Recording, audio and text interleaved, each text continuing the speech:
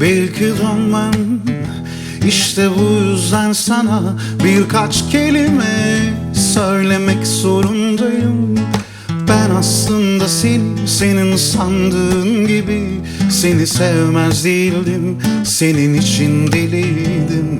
Ben aslında senin sandığın gibi seni sevmez değildim, senin için deliydim. Belki şimdi beni eskisi gibi, eskisinden daha az belki hiç sevmiyorsun. İlk defa bu şehire pişmanım geldiğime, çünkü sana bunları çok zamansız söyledim. Olsun ama olsun, inan mutsuz değilim. Şu anda tek bildiğim biraz huzur buldum.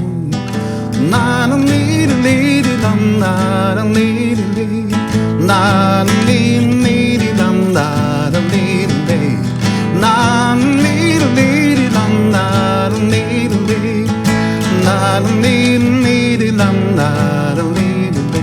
Belki dönmem. İşte bu yüzden sana birkaç kelime söylemek zorundayım. Ben aslında senin sandığın gibi seni sevmez değildim, senin için deliydim. Ben aslında senin sandığın gibi seni sevmez değildim, senin için deliydim. Belki şimdi beni eskisi gibi, eskisinden daha az belki hiç sevmiyorsun. İlk defa bu şehire pişmanım geldiğime, çünkü sana bunları çok zamansız söyledim. Olsun ama olsun, inan mutsuz değilim. Şu anda tek bildiğim biraz huzur buldum.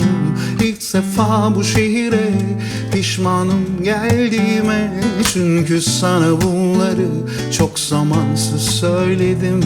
Olsun ama olsun, inan mutsuz değilim. Şu anda tek bildiğim biraz huzur buldum.